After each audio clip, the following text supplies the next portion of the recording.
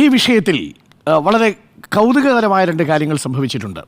ഒന്ന്, ഈ വിധി എന്ന് പറയുന്നത് കേരളത്തിൻ്റെ ഈ നിയമപോരാട്ടത്തിൽ, ചാൻസലറുമായിട്ടുള്ള നിയമപോരാട്ടത്തിൽ ഏറ്റവും സുപ്രധാനമായിട്ടുള്ള ഏടായിട്ടാണ് ഞാൻ കണക്കാക്കുന്നത്. ഇത് ഗവർണറും ഒപ്പം സംഘപരിവാറും നടത്തിക്കൊണ്ടിരിക്കുന്ന കേരളത്തിലെ ഉന്നത വിദ്യാഭ്യാസ മേഖലയുടെ കാവ്യവൽക്കരണത്തിനെതിരായിട്ടുള്ള സമരത്തിന് ശക്തമായിട്ടുള്ള ഊർജം പകരും എന്നുള്ളതാണ്. ഗവർണർ രാജേന്ദ്ര ആർലേക്കറും കുന്നുമ്മൽ ബോയ്സും കൂടി കേരളത്തിലെ ഉന്നത വിദ്യാഭ്യാസത്തെ കുഴിയിലാക്കിക്കൊണ്ടിരിക്കുന്നു എന്നുള്ളതാണ് എൻ്റെ ആദ്യത്തെ റീഡിംഗ്. ഇതിന് കാരണമുണ്ട്, അത് ഞാൻ രണ്ടാമത് പറയാം. അതിനു മുമ്പ് ഈ വിധിയിലേക്ക് വരാം. എന്താണ് ഈ വിധിയിൽ പറഞ്ഞിരിക്കുന്നത്? വിധിയിൽ നേരത്തെ സുജയ പറഞ്ഞതുപോലെ ചാൻസലർ എല്ലാ അധികാരങ്ങളും പരമാധികാരിയായി മാറുകയാണ്. അത് തന്നെയാണ് ഉന്നത വിദ്യാഭ്യാസത്തിലെ ആദ്യത്തെ അബദ്ധം. ഉന്നത വിദ്യാഭ്യാസത്തിൽ പരമാധികാരി എന്നൊന്നില്ല. വിദ്യാഭ്യാസവും ഉന്നത വിദ്യാഭ്യാസവും ഗവേഷണത്തിൻ്റെയും വിദ്യാഭ്യാസത്തിൻ്റെയും സ്വതന്ത്രവും ജനാധിപത്യവും നീതിയുക്തവുമായിട്ടുള്ള വ്യവഹാരങ്ങളെയാണ് കുറിക്കുന്നത്. അത്തരമൊരിടത്തിൽ പൂർണ്ണമായും ജനാധിപത്യ ഇടങ്ങളായിട്ട് മാറണം. ആ ജനാധിപത്യ ഇടങ്ങളായിട്ട് മാറാൻ വേണ്ടിയാണ് സമൂഹത്തിൻ്റെ നാനാതുറകളിലുള്ള മനുഷ്യരെ ഒരു പൊതു സർവകലാശാലയുടെ തലപ്പത്തേക്ക് സിൻഡിക്കേറ്റിൻ്റെ ഭരണസമിതിയിലേക്ക് കൊണ്ടുവന്നത്. അവരെ മാറ്റി നിർത്തി ഏകാധിപതിയായി, ഏകഛത്രാധിപതിയായി ഒരു ചാൻസലർ മാറാൻ ശ്രമം നടത്തുന്നു. സുജയുടെ വാക്കിൽ പറഞ്ഞാൽ ചാൻസലറുടെ ഒരു തീരുമാനം അതാണ്. ആ ചാൻസലറിലേക്ക് എല്ലാം കേന്ദ്രീകരിക്കുന്നു എന്നുള്ള 2025 ഏറ്റവും ഒടുവിലെത്തുള്ള UGC റെഗുലേഷൻ തന്നെയാണ് ഇത് ചെയ്യുന്നത്. തെറ്റാണ്. ഇത് വിദ്യാഭ്യാസ മേഖലയോട് നടത്തുന്ന ഏറ്റവും വലിയ ചതിയാണ് എന്ന് പറയാനുള്ള കാരണം. നോക്കൂ, കേരള സർവകലാശാലയുടെ VC ആയിട്ട് 1937 അന്ന് തിരുവിതാംകൂർ സർവകലാശാലയാണ്. ആരെയാണ് ക്ഷണിച്ചിരുന്നത്? സാക്ഷാൽ ആൽബർട്ട് ഐൻസ്റ്റീനെ ക്ഷണിച്ചിരുന്നതായിട്ടാണ് ചരിത്രം പറയുന്നത്. UR അനന്തമൂർത്തി എന്ന് പറയുന്ന ഒരു VC നമുക്കുണ്ടായിരുന്നില്ല മഹാത്മാഗാന്ധി സർവകലാശാലയിൽ. എത്ര പ്രതിഭാധനരായ സർവകലാശാല VCമാരെ നമ്മൾ കണ്ടു. ആ സർവകലാശാല VCമാരാരെങ്കിലും ഈ മോഹൻ കുന്നുമലിൻ്റെ പണിയെടുത്തോ, സിസ തോമസിൻ്റെ പണിയെടുത്തോ, ശിവപ്രസാദിൻ്റെ പണിയെടുത്തോ? അവരെ ആരെങ്കിലും നിയമിക്കുന്നതിൽ ഏതെങ്കിലും തർക്കങ്ങളുണ്ടായിരുന്നോ? ഏറ്റവും മികച്ച ഉന്നത വിദ്യാഭ്യാസ ഗുണനിലവാരമുള്ള മികച്ച ഗുണമേന്മയുള്ള ഒരു ട്രാക്ക് റെക്കോർഡുള്ള VCമാരെ കണ്ട നാടാണ് നമ്മുടേത്. നോക്കൂ, നമ്മുടെ സർവകലാശാലയുടെ മികച്ച പെർഫോമൻസ് ഇൻഡെക്സ് ഏറ്റവും ഒടുവിലുള്ള NIRFൻ്റെ റാങ്കിങ് വന്നില്ലേ? ആ NIRFൻ്റെ റാങ്കിങ്ങിൽ 9ാമത്തെ റാങ്ക് കേരളത്തിലെ എനിക്ക് തോന്നുന്നു ക്യുസാറ്റിനാണ്, കേരള യൂണിവേഴ്സിറ്റിക്കാണ്. 10ാമത്തെ റാങ്ക് ക്യുസാറ്റിനാണ്. 11ാമത്തെ റാങ്ക് മഹാത്മാഗാന്ധി സർവകലാശാലയ്ക്കാണ്. 43ാമത്തെ റാങ്ക് അത് കാലിക്കറ്റ് സർവകലാശാലയ്ക്കാണ്. 4 സർവകലാശാലകളും ഇന്ത്യയിലെ മൊത്തം സർവകലാശാലകൾ, പൊതു സർവകലാശാലകൾ എടുക്കുമ്പോൾ ആദ്യ സ്ഥാനങ്ങളിൽ വരിക. ആദ്യത്തെ 3 10-നുള്ളിൽ തന്നെ വരിക. ഇതൊന്നും മോഹൻ കുന്നുമലിൻ്റെയും ഗവർണറെ സംഖ്യവൽക്കരിച്ചതിൻ്റെ ഭാഗമായും കിട്ടിയതല്ല. ഇവിടുത്തെ വിദ്യാർത്ഥികളും അധ്യാപകരും ഗവേഷകരും വളരെ കൃത്യമായി നടത്തിയ പഠനത്തിൻ്റെയും ഗവേഷണത്തിൻ്റെയും ഒക്കെ ഫലമായിട്ട് ലഭിച്ചത് തന്നെയാണ്. അതുകൊണ്ട് NIRFൽ മികച്ച പ്രകടനം കാഴ്ചവെച്ചുകൊണ്ടിരിക്കുന്ന സർവകലാശാലയാണ് കേരള സർവകലാശാല. ആ കേരള സർവകലാശാലയെ തകർക്കാൻ പല വഴികളും നോക്കി. അതിലേറ്റവും പ്രധാനപ്പെട്ട വഴിയായിട്ട് ഇപ്പോൾ തീരുമാനിച്ചു, ആ സർവകലാശാലയുടെ തലപ്പത്ത് യോഗ്യനല്ലാത്ത ഒരാളെ കൊണ്ടുവയ്ക്കുക. എത്ര കാലമായി ആ സർവകലാശാല, മഹാദേവൻ പിള്ള സാറ് പോയതിനു ശേഷം സർവകലാശാലയിൽ സ്ഥിരമായിട്ടൊരു VC വന്നിട്ടില്ല. അവിടെ താൽക്കാലിക VC എന്ന പേരിൽ, ഇൻചാർജ് എന്ന പേരിൽ മോഹൻ കുന്നുമലിനെ കൊണ്ട് പ്രതീക്ഷിച്ചു. ഒരു അക്കാദമിക് ആക്ടിവിറ്റിയും അവിടെ നടക്കുന്നില്ല. വിദ്യാർത്ഥികളുടെ സർട്ടിഫിക്കറ്റ് ഒപ്പിട്ട് കൊടുക്കാൻ പോലും ഈ മോഹൻ കുന്നുമൽ എന്ന് പറയുന്ന മാന്യൻ തയ്യാറാകുന്നില്ല. അതാണ് അവിടെ സംഭവിച്ചുകൊണ്ടിരിക്കുന്നത്. എന്നിട്ടൊടുവിൽ തൊടുന്യായങ്ങൾ പറയുക, ഇറങ്ങിയ കാല് വിട്ടുമത്രേ. അതെ, കാല് വെട്ടാൻ വേണ്ടിയിട്ട് വിദ്യാർത്ഥികൾ ഇരിക്കുകയല്ലേ.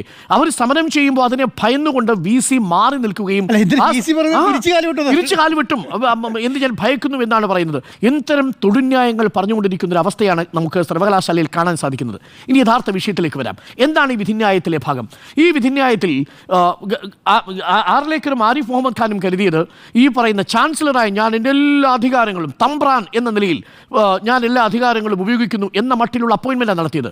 വളരെ കൃത്യമായിട്ട് പറയുന്നില്ലേ, സാങ്കേതിക സർവകലാശാലയുടെ നിയമത്തിൽ, സാങ്കേതിക സർവകലാശാലയുടെ സെക്ഷൻ 13(7) പറയുന്നുണ്ട്, കേരള സർക്കാരിൻ്റെ റെക്കമെൻഡേഷൻസ് പ്രകാരമായിരിക്കണം താൽക്കാലിക VCയെ തീരുമാനിക്കേണ്ടത്. വളരെ കൃത്യമായിട്ട് എഴുതി വെച്ചിട്ടുള്ളത്. എന്നിട്ടും അഹങ്കാരവും ധാർഷ്ട്യവും കൈമുതലായ ഒരു ചാൻസലർ ഇത് വളരെ വ്യക്തമായി സെക്ഷൻ 13(7) എഴുതി വെച്ചിട്ടും ഇങ്ങനൊരു നിയമനം നടത്തണമെങ്കിൽ അയാളുടെ മനസ്സിലിരിപ്പ് എന്തായിരിക്കും എന്ന് ആലോചിച്ച് നോക്കിയേ. തപ്പിയെടുത്ത് സിസ തോമസിനെയും ശിവപ്രസാദിനെയും വെക്കാൻ വേണ്ടി സർക്കാരിൻ്റെ കൃത്യമായി എഴുതി വെച്ചിരിക്കുന്ന ആക്ടിലെ ഭാഗമാണ് ലംഘിച്ചത്. അത് സാങ്കേതിക സർവകലാശാല ഡിജിറ്റൽ യൂണിവേഴ്സിറ്റി സെക്ഷൻ 11(10) താൽക്കാലിക സർവകലാശാല VC നിയമിക്കണമെന്നുണ്ടെങ്കിൽ കേരള സർക്കാരിൻ്റെ റെക്കമെൻഡേഷൻ പ്രകാരം മാത്രമേ ചാൻസലർക്ക് പറ്റൂ. ഇങ്ങനെ കൃത്യമായി എഴുതി വെച്ചിട്ടും ഇത് 2 നിയമങ്ങളുടെ ചട്ടങ്ങളെയും ലംഘിച്ചുകൊണ്ടാണ് ഈ നിയമനം നടത്തിയത്. അതാണ് സിംഗിൾ ബെഞ്ച് എടുത്ത് തോട്ടിക്കളഞ്ഞത്, ഡിവിഷൻ ബെഞ്ച് എടുത്ത് തോട്ടിക്കളഞ്ഞത്. അതുകൊണ്ട് ഈ ചാൻസലർ നടത്തിയ നടപടിയെ ഹൈക്കോടതി അംഗീകരിക്കുന്നില്ലെന്ന് മാത്രമല്ല, പൂർണ്ണമായിട്ടും വിദ്യാർത്ഥി വിരുദ്ധമാണ് എന്ന നിലപാടിലേക്കാണ് എത്തിച്ചേർന്നിരിക്കുന്നത്. ഇനി ഈ പോരാട്ടം എന്തിനാണ് എന്നത് നേരത്തെ ഇവിടെ സൂചിപ്പിച്ചതുകൊണ്ട് ചുരുക്കി പറയാം. 2018 UGC റെഗുലേഷൻ വന്നതിനു ശേഷം ഈ 3 പേരെ നേരത്തെ ഈ VC-മാരെ തീരുമാനിക്കുന്ന കാര്യത്തിൽ അതുവരെ നമുക്ക് ഇതുവരെയും പ്രശ്നം ഉണ്ടായിരുന്നില്ല. കാരണം കുളം കലക്കികളായിട്ടുള്ള ഗവർണർമാർ നാട്ടിൽ വരാത്തിടത്തോളം കാലം ഒരു പ്രശ്നം ഉണ്ടായിരുന്നില്ല ആ അർത്ഥത്തിൽ.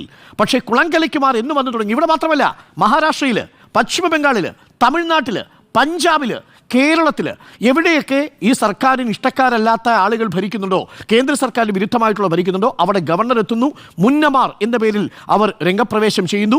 രംഗപ്രവേശം ചെയ്ത് സർവകലാശാലയുടെ ചാൻസലർ പദവിയിൽ ഇരിക്കുമ്പോൾ ആ സർവകലാശാല നന്നായി പ്രവർത്തിക്കുകയാണെങ്കിൽ അവിടെ മൊത്തം കോളമാക്കി കടന്നു പോകുന്നു. ഇതാണ് കണ്ടുകൊണ്ടിരിക്കുന്നത്.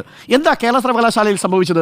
ഇവിടെ ഈ റെഗുലേഷൻ്റെ ഭാഗമായിട്ട് ഈ സർവകലാശാലയിലെ ചാൻസലർ, നേരത്തെ സൂചിപ്പിച്ചുള്ള UGCയുടെ നോമിനി, പിന്നെ ഈ പറയുന്ന സിൻഡിക്കേറ്റ് അംഗം, അതായത് കേരള സർക്കാരിന് നോമിനി ആയിട്ടുള്ള ഈ 3 പേരെന്ന നിലയിൽ 2-1 എന്ന ഭൂരിപക്ഷം വരും എന്ന് പറഞ്ഞു കഴിഞ്ഞാൽ VC ആരുടെ നോമിനിയായി തീരും?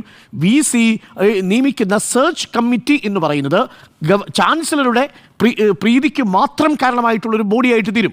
അങ്ങനെ വന്നാൽ അവിടെ വരുന്ന VC-യുടെ രാഷ്ട്രീയ സ്വഭാവവും അക്കാദമിക് യോഗ്യതയും മെറിറ്റും ക്വാളിഫൈ ചെയ്യപ്പെടാതെ പോകും. അതിനുള്ള ഏറ്റവും നല്ല ഉദാഹരണമല്ലേ സിസ തോമസ്? അതിനുള്ള ഏറ്റവും നല്ല ഉദാഹരണമല്ലേ ശിവപ്രസാദ്? അതിനുള്ള ഏറ്റവും നല്ല ഉദാഹരണമല്ലേ ഇപ്പോൾ വന്നിരിക്കുന്ന മോഹൻ കുന്നുമ്മൽ? ഈ മോഹൻ കുന്നുമ്മലിന് കേരള സർവകലാശാല VC ആവാൻ എന്ത് യോഗ്യതയുള്ളത്?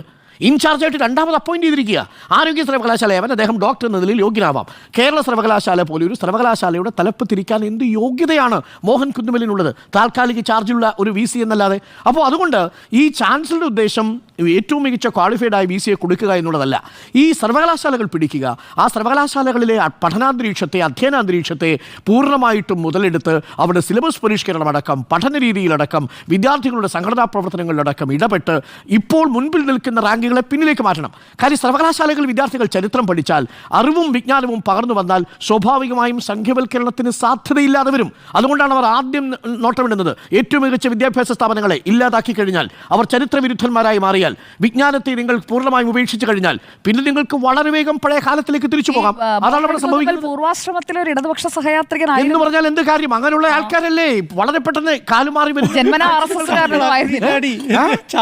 നിങ്ങൾ ചാണകക്കുഴി ചാടിയാലുണ്ടല്ലോ, പിന്നെ ചാടിയ മനുഷ്യൻ സ്വർണ്ണം കൊണ്ട് നിർമ്മിച്ച ആളാണെന്ന് പറഞ്ഞാലും ചാണകമാണ് സുജയ. അതാണ് സംഭവിച്ചിരിക്കുന്നത്. അതെല്ലാവരുടെ കാര്യത്തിലും ബാധകമാണ്. അപ്പൊ കുഴി ചാടാതിരിക്കുക എന്നുള്ളതാണ് ആയിരുന്നു ഇതുവരെ. ഇപ്പൊ അത് സെപ്റ്റ് ടാങ്കും കൂടായി. ഇപ്പൊ ആർലേക്കർ വന്നതിന് ശേഷം എന്താ അവിടെ നടക്കുന്ന ചർച്ച? എന്താ? ഒരു തുണി ചുറ്റി, കാവി തുണി ചുറ്റിയ ഒരു യുവതി, ആ യുവതിയുടെ പടം വെക്കണോ വേണ്ടയോ? ഒരു സർവകലാശാല 2600 വിദ്യാർത്ഥികളുടെ സർട്ടിഫിക്കറ്റ് ഈ പറയുന്ന സർവകലാശാലയിൽ തടഞ്ഞു വെച്ചിരിക്കുക. ഒന്ന് ആലോചിച്ച് നോക്കണം. ഒരു കാവിക്കുടി ചുറ്റിയ ഒരു സ്ത്രീയുടെ പടം വയ്ക്കുന്നതുമായി ബന്ധപ്പെട്ട ഇത് ചാണകക്കുഴിയല്ല, സെപ്റ്റ് ടാങ്ക് ആണ് സുജയ. ആ സെപ്റ്റ് ടാങ്ക് ഇരിക്കുകയാണ് നിലവിൽ മോഹൻ ഗോപിനാഥ് രവീന്ദ്രനെ കുറിച്ച് സുജയ്ക്ക് എന്തറിയാം? ഇന്ത്യ കണ്ട ഏറ്റവും മികച്ച ചരിത്രകാരനാണ് ഈ പറയുന്ന ICHR-ന്റെ കൂടി ചുമതലയുണ്ടായിരുന്ന ഈ ഗോപിനാഥ് രവീന്ദ്രൻ. ആ ഗോപിനാഥ് രവീന്ദ്രനോട് കിടപിടിക്കാൻ പറ്റിയൊരു ചരിത്രകാരൻ കേരളത്തിലുണ്ടോ സുജയ? ഏറ്റവും മികച്ച ആളെയല്ലേ VC ആയിട്ട് അപ്പോയിന്റ് ചെയ്തത്? പ്രായത്തിന്റെ പേരിലല്ലേ നിങ്ങൾ ഇടങ്കാലിട്ടത്?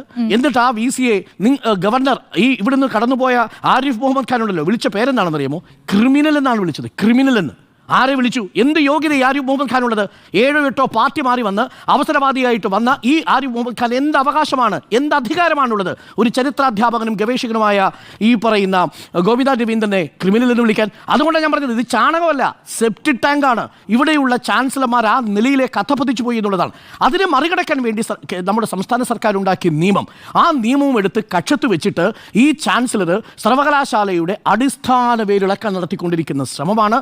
അതും ഇപ്പോൾ മുൻപന്തിയിൽ നിൽക്കുന്ന 9, 10, 11 റാങ്കുകളിൽ നിൽക്കുന്ന നമ്മുടെ സർവകലാശാലയുടെ അക്കാദമിക് അന്തരീക്ഷത്തെ ബാധിക്കും. ഇവിടെ പഠിച്ചുകൊണ്ടിരിക്കുന്ന വിദ്യാർത്ഥികളെ അത് ബാധിക്കും എന്ന കാര്യത്തിൽ ഒരു സംശയവുമില്ല.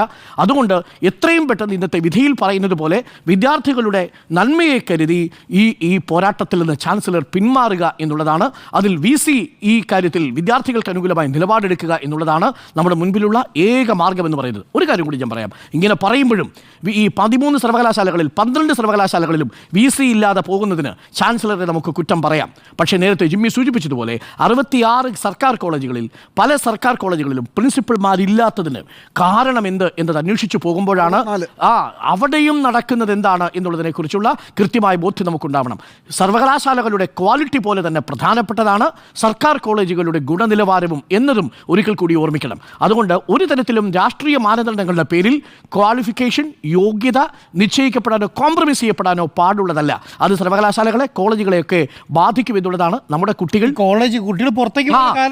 നമ്മുടെ സർവകലാശാലകളും കോളേജും ഒക്കെ ഉപേക്ഷിച്ച് യൂറോപ്പിലേക്കും മറ്റിടങ്ങളിലേക്കും കുടിയേറിക്കൊണ്ടിരിക്കുകയാണ്. അതിൻ്റെ കാരണം ഈ പറയുന്ന ചക്കളത്തിപ്പോരാണെന്ന കാര്യത്തിൽ ഒരു സംശയവുമില്ല. അതുകൊണ്ട് സർക്കാർ എടുത്തിരിക്കുന്ന ചാൻസലറിൻ്റെയും സംഘപരിവാറിനും എതിരായിട്ടുള്ള സർവകലാശാലകളെ ലക്ഷ്യമിട്ടുകൊണ്ടുള്ള വലിയ വേട്ടയ്ക്കുള്ള പ്രതിരോധത്തിന് കിട്ടിയ ഊർജ്ജമാണ് ഇന്നത്തെ ഹൈക്കോടതി വിധി എന്നാണ് ഞാൻ മനസ്സിലാക്കുന്നത്.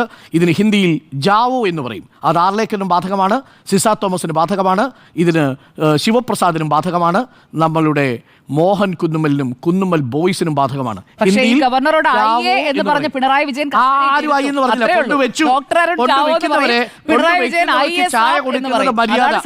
കൊണ്ടുവയ്ക്കുന്നവർക്ക് ചായ കൊടുക്കുന്ന മര്യാദ, ആ ചായയിൽ നിങ്ങൾ അവിടെ വന്നിരിക്കുന്ന ചാൻസലർമാരുടെ യോഗ്യത, ചായയിൽ എന്ത് തീരുമാനിക്കുന്നത് ചാൻസലർ യോഗ്യത.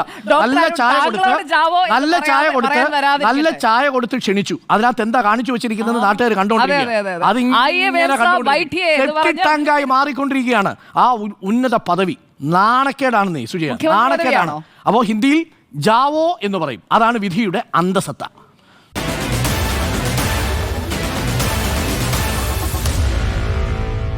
Meet the editors.